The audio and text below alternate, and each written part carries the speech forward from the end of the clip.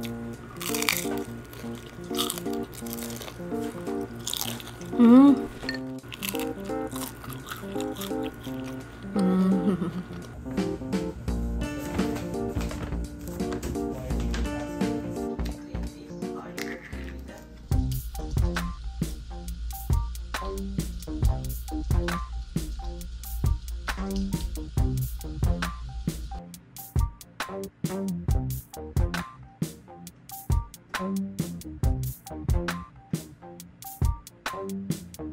A few moments later.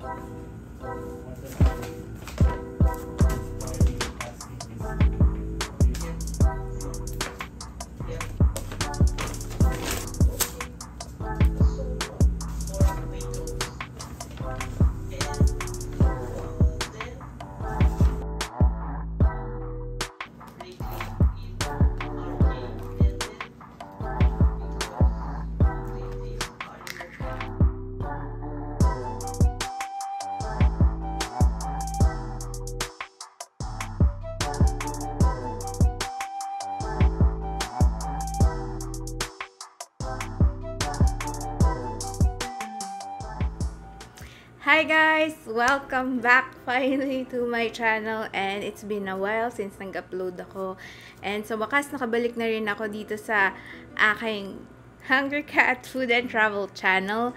And for today's video, kakain tayo ng 24 chicken, and naisip ko lang na ito yung perfect na imukbang natin habang nagka-catch up tayo kasi ang tagal naming nawala dito sa YouTube. So, ito nga palang 24 chicken, yung isa sa mga favorite naming ino-order sa GrabFood no, for the past year na nandito kami nag-work from home.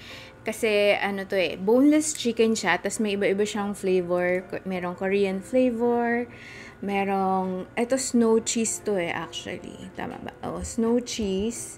And ito yung one of their best sellers, Jack Daniel's. And ito yung lemon glaze.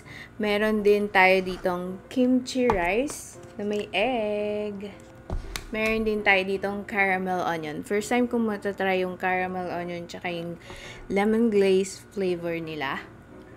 Pero ang favorite talaga namin na order dito is Jack Daniel's snow cheese at saka itong Yangyum. Actually, na-order namin itong Yangyum with garlic. Pero for today, wala muna tayong garlic. So, ang perfect pala talaga na ito yung aking comeback video with 24 chicken. Kasi nga yun, it's been more than a year, diba, na wala kami dito sa YouTube. And yun, nag-work from home lang kasi kami dito. And I had, parang, medyo nahirapan akong bumalik. Crunchy. Snow cheese tong una kong tinikman. Actually, medyo kanina pa dumating to nag-set up ako, pero crunchy pa rin siya.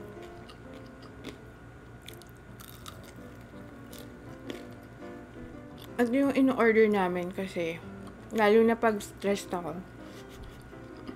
Pag halimbawa, may deadline ako, tapos, parang hindi ako mapag-isip. Tapos, bagong sweldo. Bigla akong mag-order ng ito. Happy food ko to 24 chicken. Crunchy pa. So, like I mentioned, boneless chicken siya. So, napakadali niyang kainin habang nag-work. And yun, mostly talaga, for the last 2 years, na hindi ako nakapag-YouTube. Thank you. Kain ka na. Nandito rin si Alvin, nag-work from home siya. Kain ka lang ba? Ayun, for the last 2 years na hindi ako nakapag-YouTube, ang dami na nangyari actually. Kasi yun nga, nag-freelance na ako and pareho na kami nag-work from home ni Alvin. Actually, lumipat nga kami ng bahay. So, medyo iba yung background natin, diba? So, ayun, medyo, ewan ko kung makaka-catch up natin lahat, no? Makaka-catch up natin dito sa video na to. Pero ayun, I'm so happy to be back. So, ito naman yung Jack Daniels.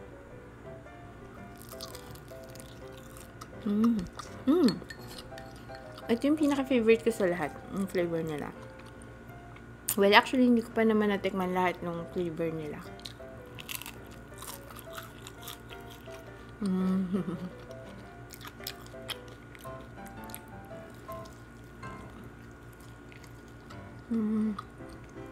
Pero ang sarap talaga kasi nito. Ayan. Ang cute ng pendant ko. Japan surplus.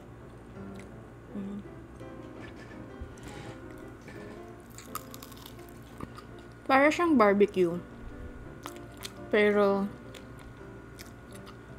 naging unique yung lasa niya kasi dahil siguro sa Jack Daniels. Di ba alak yun? Whiskey ba yun, be? Yung Jack Daniels. Whiskey. Pero yun, itong tatlo talaga yung parati kong ina-order. Either nung una, Jack Daniels sa Yang Yum. Pero minsan pag nagka-crave ako ng cheesy flavor, Jack Daniels, saka snow cheese. Ito. Snow cheese siya. Kasi ayan o, may flakes. Flakes of cheese. Sorry, naririnig niyo ba yung upuan? Ay, upuan. Ayan. Tapos itong Yang Yum, na-try na rin naman yung Yang Yum times 2. Grabe, hang-anghang nun. I mean, for us, Mahilig ako sa maanghang, pero medyo sobrang naanghangan ako sa Yang Yum. Okay na yung Yang Yum.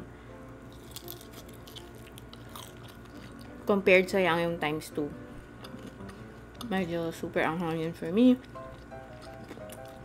And masarap siya, may kasamang garlic, may fresh garlic.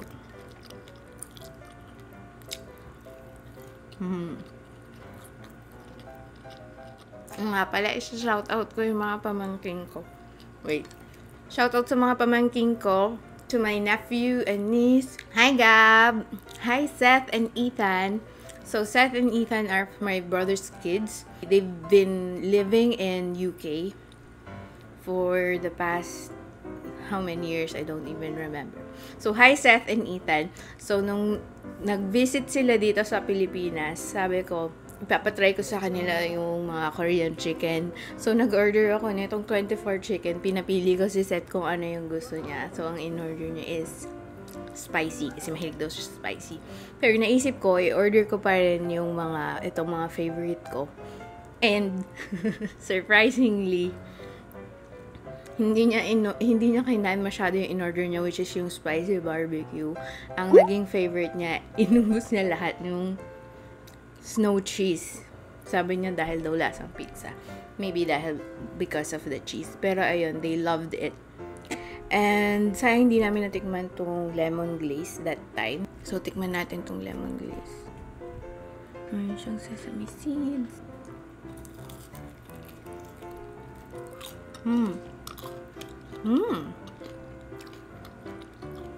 Hindi ko in-order dati itong lemon glaze. Akala ko kasi hindi ko bet yung ganitong medyo matamis na lasang lemon. Pero masarap pala.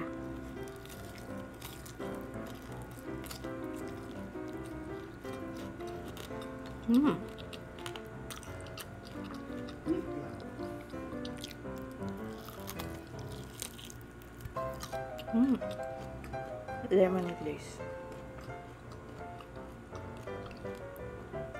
Kung mahilig kayo dun sa manamis-namis na flavor ng chicken. So.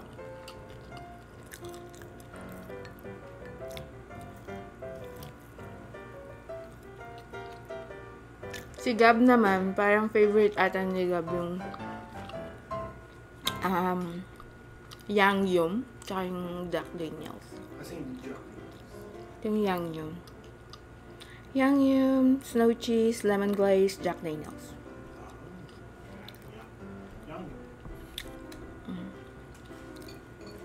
Ayun. So, yun, nung bumisita sila dito, ito yung in-order ko. ay patok na patok sa kanila, grabe. Sobrang gusto nila. So happy. Tapos, so sobrang nagustuhan nila, edi umuwi na sila. Taga Laguna kasi yung sila set. So, nung kami na yung bumisita sa kanila, nag-request talaga sila na magdala ako ng 24 chicken.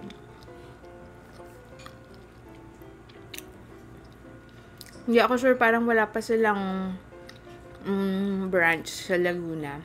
So, flash ko dito sa screen yung mga branch ng 24 chicken. So, yun. Maaga kaming pupunta sa Laguna. Nandito kami sa may bandang Makati. So, tinanong ko yung BGC branch, yung closest sa amin. Kung ano or sila nag-open. Syempre yun. 7 AM ata kami aalis o mas maaga pa. Yung ginawa namin, nag-order na lang kami nung gabi. Tapos, ni-ref namin, tapos dinala namin Laguna kinabukasan. Pinainit lang namin sa air fryer and okay siya, lumutong pa rin siya. Ayun.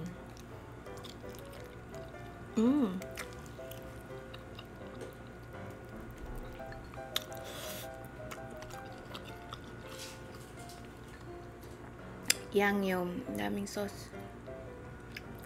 Itong yangyum yung talagang Korean flavor siya eh. Spicy siya na medyo may fruit flavor. Naman namis dyan. Spicy siya, pero hindi siya ganun ka-spicy. Tapos may isip mo, baka gusto ko ng yangyum times 2. So, tinry namin yung yangyum times 2. Kaso medyo nasobrahan ako. Pero ewan ko, kung gusto nyo try nyo yung yangyum times 2, tas meron na lang kayong like milk or ice cream para pangontra ng anghang. Meron pala sila dito side na caramel onion.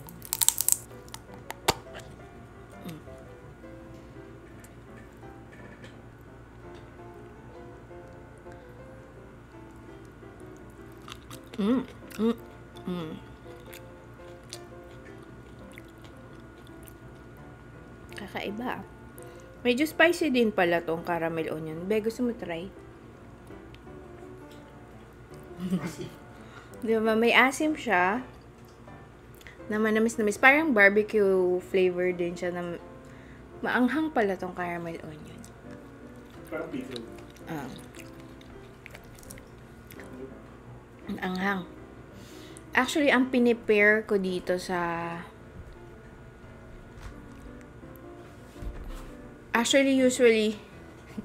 Usually nag-prepare ako dito ng kimchi tsaka yung radish, pickled radish na Korean.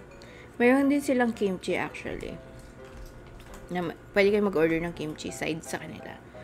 Pero wala ata sila nung Korean pickled radish. Pero pag may stock ako, sinasabayan ko siya.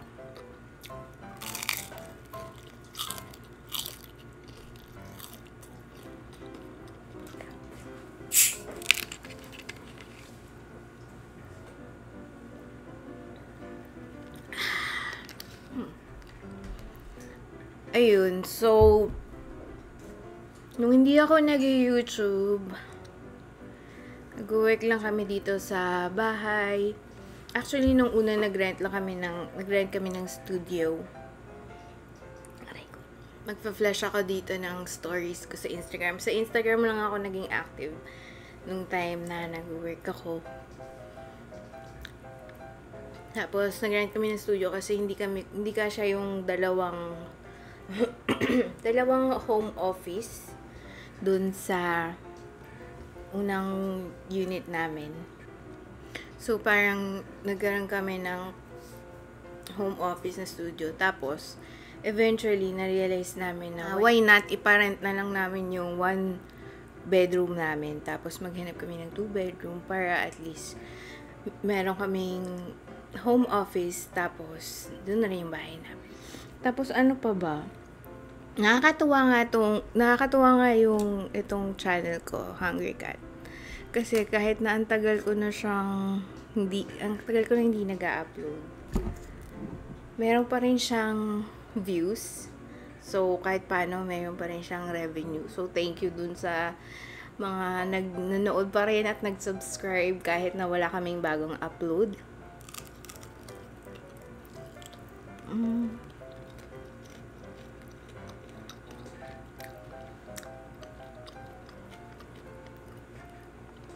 Pero ang dami kong videos na hindi ko pa na-edit. Like yung travel videos namin. Mga pre-pandemic pa, grabe ang dami. So, I'm thinking I will upload them parang throwback travel videos, ganyan.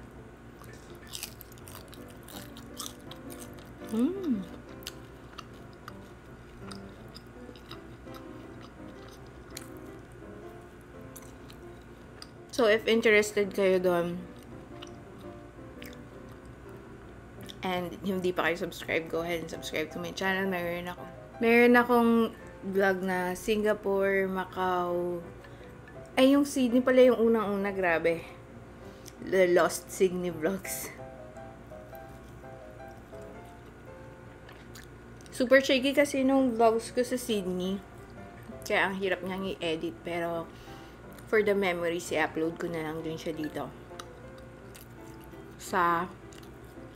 Dito, sa Hungry Cat. Mayroon akong isa pang channel, yung Katlaya Arsa channel, yung mga hindi food na vlogs. Mayroon ako dun sewing videos, bike videos. Meron kami yung folding e-bike. Yung interesado kayo, yung Jinx Navigator, check nyo yung channel ko, Katlaya Arsa. Ayan. So, tamang-tama talaga yung 24 chicken na video para dito sa ating comeback. Kaya super thank you sa 24 chicken for sending us this chicken. And ang galing kasi, since September, nag-iisip na ako talaga na, kailangan ko na bumalik sa YouTube. Kasi, wala. Bigla na kasi, nanonood na kasi kami ulit ng mga YouTube videos. Nagbawas na rin kasi ako ng work ko nung nagkaroon ng time na sobrang dami kong kinuhang work. Kasi pag freelancer ka, pwede kang kumuha ng maraming clients. So, nagkaroon ng time na ang dami kong clients. Masaya. Masaya na nakakapagod. Pero ngayon, this year, unti-unti ako nagbawas ng clients. Tapos, naisip ko, before Christmas, dapat makabalik na ako sa YouTube kasi nakakamiss. Alam niyo ba yung mga pinapanood namin videos ni Alvin recently is mga, alam ko kung kilala niyo, si Bahay Jeepney Antet. Meron silang jeepney na ginawa nilang parang camper van, camper jeep. Or hindi, ginawa nilang bahay yung jeep. Iikutin nila yung buong Pilipinas gamit yung bahay jeep nila. Tapos, alam mo yun, ang saya-saya lang, wala lang. Nakakaikot sila sa iba't ibang province.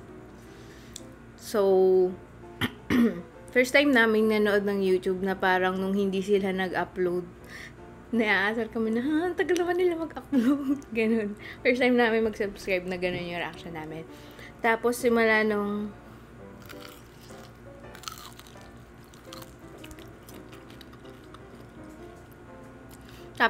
napunta kami dun sa side na yun ng YouTube, nahanap na rin namin si Boy First Time, meron siyang van life, gano'n. Tapos, sino pa ba yung mga pinapanood namin? Mag-start na kasi kami actually mag-driving lesson. So, nanonood dun kami ng mga, yung favorite namin, si Majesty Driving School. Yun, dun nagsimula ata yung panonood namin uli ng YouTube. Tapos, meron din ako pinapanood na Japanese. Crunchy pa tong lemon glaze. Kahit ang tagal na nito. Kanina pa to eh. Meron din ako pinapanood na Japanese na nagka-camper van life siya. Tapos parang ASMR lang yung videos niya. Pangalan, Moreko. Si Moreko. Kasi yun, mga kung ano-ano na yung pinapanood ko sa YouTube. Tapos nung nanonood ako ng YouTube, parang naisip ko, nakakamiss naman mag-vlog. So, parang inaayos ko na yung bahay, inaayos ko na yung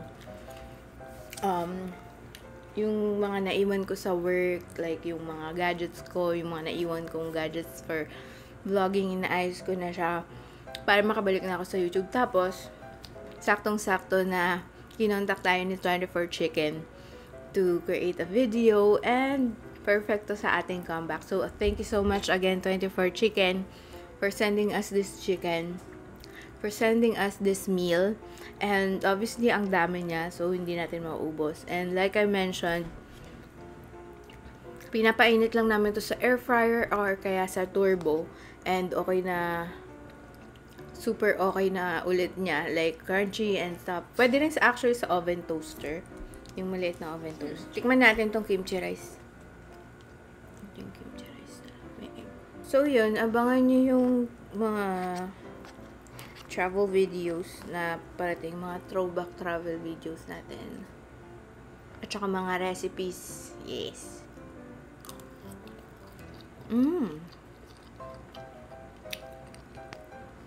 Legit, yung kimchi rice nila. Harap.